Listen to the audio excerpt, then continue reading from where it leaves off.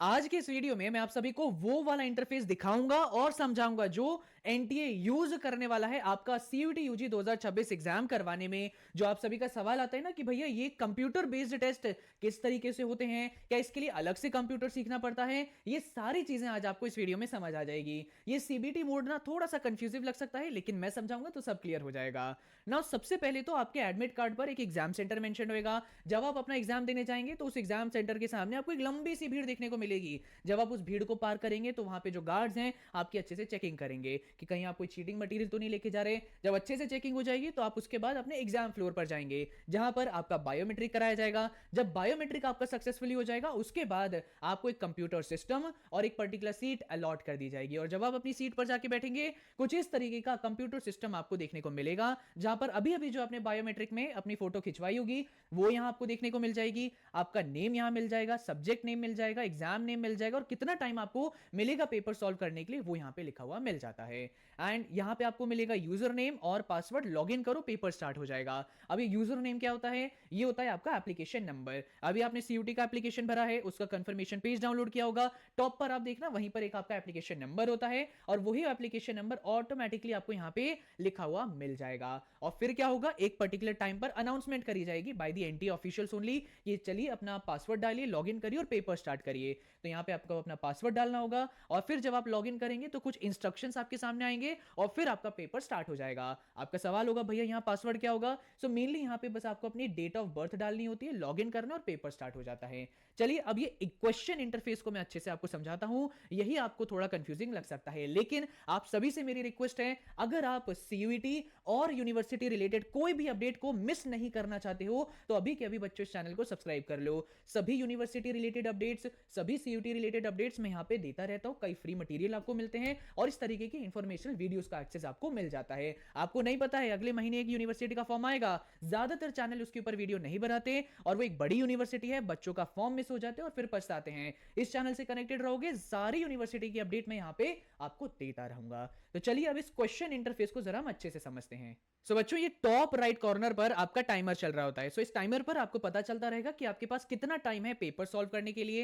And जब ये घड़ी पर ना 0 0 हो जाता है, बिल्कुल टाइम ओवर हो जाता है, तो आपका पेपर ऑटोमेटिकली सबमिट हो जाता है। ये जो हमारे स्कूल के एग्जाम होते हैं ना कि टाइम ओवर हो गया एंड अभी भी आप 5 मिनट एक्स्ट्रा ले लेते हैं टीचर से रिक्वेस्ट कर करके, वो यहां पर नहीं हो रहा होता है। सारा ऑटोमेटिक सिस्टम है, टाइम गया, पेपर अपने आप सबमिट हो जाता है। इस सबमिट बटन की कोई वैल्यू नहीं होती, आप इस पर क्लिक करोगे तब भी सबमिट नहीं होता है। वो बोलता है अभी आपके पास इतना टाइम बचा हुआ है, जब टाइम ओवर होगा तो ऑटोमेटिकली सबमिट हो जाएगा। सो ये टाइमर आपको समझ आ गया होगा। अब ये क्वेश्चन इंटरफेस आप समझिए, और ये चार ऑप्शंस जो है ना यही बच्चों को सबसे ज्यादा कंफ्यूजिंग लगते हैं, और ये मैं अच्छे से आपको समझा दूंगा।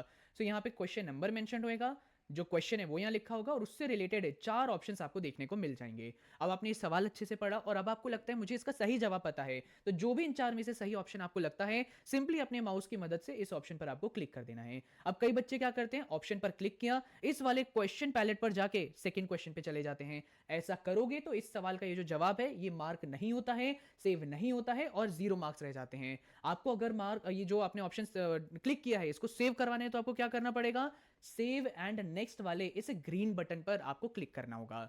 ठीक है।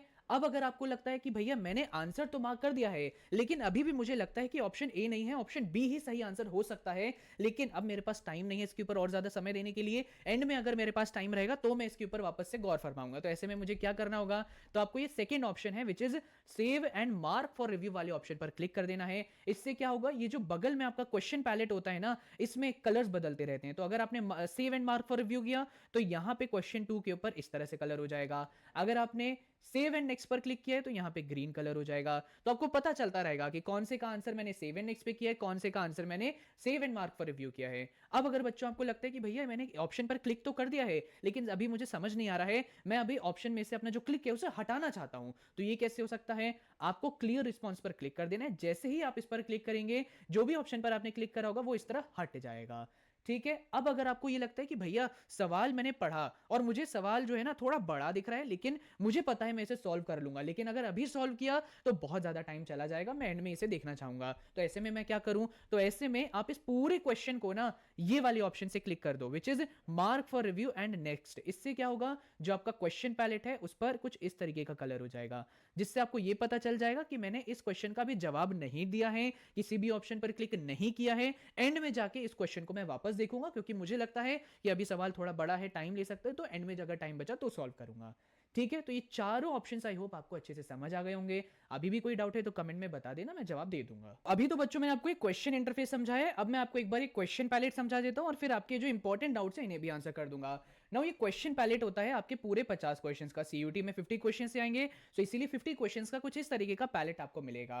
तो इसमें क्या होता रहता है ये मैं आपको समझा देता हूं। अब अगर आप लोगों ने फर्स्ट क्वेश्चन को विजिट किया और फर्स्ट क्वेश्चन में आपने अपना आंसर मार्क किया और सेव एंड नेक्स्ट पर क्लिक कर दिया, तो क्या होगा, ये क्वेश्चन पैलेट ग्रीन कलर में बदल जाएगा। क्वेश्चन नंबर 1 ग्रीन कलर में हो जाएगा, क्यों, क्योंकि आपने इसे आंसर कर दिया है। अब सेकंड क्या होगा, अगर आप सेकंड क्वेश्चन पर गए और आपने सिर्फ इसे देखा और आपको लगा कि ये थोड़ा टफ लग रहा है, मुझे अभी इसका आंसर भी नहीं पता है, कोई आइडिया नहीं है, आप थर्ड क्वेश्चन पर मूव कर गए, तो इससे क्या होगा, ये वाला जो क्वेश्चन है ये इस तरीके से रेड हो जाएगा, जिससे आपको ये पता चलता रहेगा कि मैंने कौन कौन से भी ऐसे सवाल हैं जिन्हें देख भी लिया है लेकिन आंसर नहीं किया है। ठीक है, फिर उसके बाद अगर आप ये जानना चाहते हैं कि भैया ऐसे कौन से सवाल हैं जिन्हें मैंने सेव भी किया है और मार्क फॉर रिव्यू पे भी डाल दिया है, तो जब आप सेव कर देंगे कोई जवाब को लेकिन उसे मार्क फॉर रिव्यू पे डाल देंगे, तो क्या होगा, आपका जो भी क्वेश्चन नंबर को आप मार्क फॉर रिव्यू पे डालेंगे वो इस तरीके से हो जाएगा और यहां पर एक ग्रीन कलर का ऐसा डॉट्स आ जाएगा, यहां देख सकते हो ना, इस तरीके का हो जाएगा। सो आपको पता चल जाएगा कि कौन से क्वेश्चन को आपने आंसर भी कर दिया है और मार्क फॉर रिव्यू पे डाल दिया है। और अगर आपने किसी क्वेश्चन को ही एज अ पूरे क्वेश्चन को ही मार्क फॉर रिव्यू पे डाल दिया है,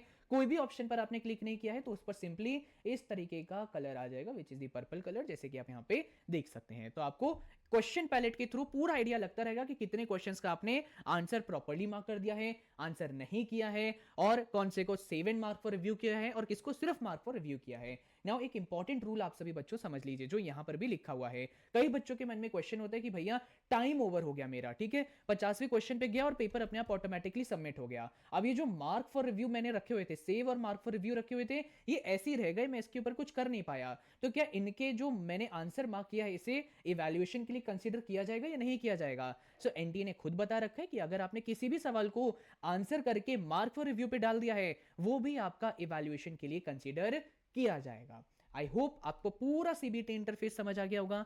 कुछ भी आपको एक्स्ट्रा कंप्यूटर सीखने की जरूरत नहीं है, ये बिल्कुल बेसिक चीजें हैं, बट हाँ आप इससे रिलेटेड ज्यादा हैबिचुअल है नहीं, प्रैक्टिस की बहुत ज्यादा जरूरत है। आपका सवाल होगा कि भैया ये सीबीटी की प्रैक्टिस हम कहां से कर सकते हैं, अभी इससे रिलेटेड कोई बहुत टेस्ट सीरीज मार्केट में नहीं आई है या क्वालिटी टेस्ट सीरीज मार्केट में नहीं आई है। प्रैक्टिस के लिए मेरा सजेशन होगा कि आप बुक्स ही अभी परचेस करिए, आपका जब अप्रैल का महीना आएगा तब आपको सीबीटी मॉक टेस्ट लेने चाहिए। आपको मैं बता दूं उस समय पर ये बहुत मॉक टेस्ट आते रहते हैं और हमारी भी अपनी खुद की मॉक टेस्ट सीरीज भी आती है, जिसमें आपको कई सारे full length mocks, chapter wise test, notes, previous year paper, chapter wise previous year paper, बहुत कुछ मिल जाता है। सो आप अभी वेट करिए, अभी सिर्फ बुक्स आप खरीद के प्रैक्टिस करिए ना। अब मैं आपके इंपॉर्टेंट डाउट्स को आंसर कर देता हूं कि भैया ये जो क्वेश्चन है, इस क्वेश्चन का लैंग्वेज क्या रहेगा, मीडियम ऑफ क्वेश्चन क्या आएगा, क्या हम हिंदी इंग्लिश में बदल सकते हैं? Answer is no. अभी आपने सीयूटी फॉर्म भरते समय क्वेश्चंस का मीडियम चूज करा था, आपने देखा होगा एक मीडियम का एक आया था वहां पे बॉक्स, और वहां पे आपने लैंग्वेज सिलेक्ट करी होगी, मीडियम ऑफ क्वेश्चंस। सो जो भी लैंग्वेज आपने वहां पे सिलेक्ट करा होगा उसी मीडियम में आपके सवाल आने वाले हैं। सो बोर्ड्स की तरह कोई दो लैंग्वेज में सवाल नहीं आते हैं, एक ही लैंग्वेज में आपका सवाल आता है। आई होप ये क्लियर हो गया होगा। अब भैया अगर कोई टेक्निकल इशू आ गया मेरे कंप्यूटर में ऐसी चीजों में, तो क्या होगा, क्या टाइम उस समय पर भी चलता रहेगा? The answer is no. जब मेरा सीयूटी का एग्जाम हुआ था तो मैं आपको बता दूं आधे घंटे बाद ही मेरा लैपटॉप हैंग हो गया, लेकिन ये अच्छी बात होती है कि अगर लैपटॉप हैंग हुआ या कुछ भी हैंग होता है तो आपका जो टॉप राइट कॉर्नर पर ये जो टाइमर चल रहा होता है ना, ये अपने आप ही फ्रीज हो जाता है।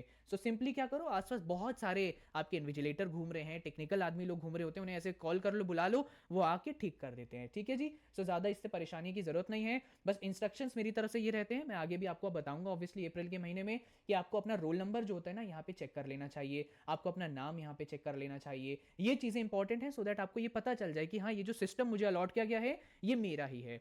कीबोर्ड माउस चेक कर लेना चाहिए कि अच्छे से काम कर रहा है नहीं कर रहा, सिस्टम कहीं हैंग तो नहीं कर रहा, कर रहा है तो पहले ही जरा इन्विजिलेटर को बुला लो।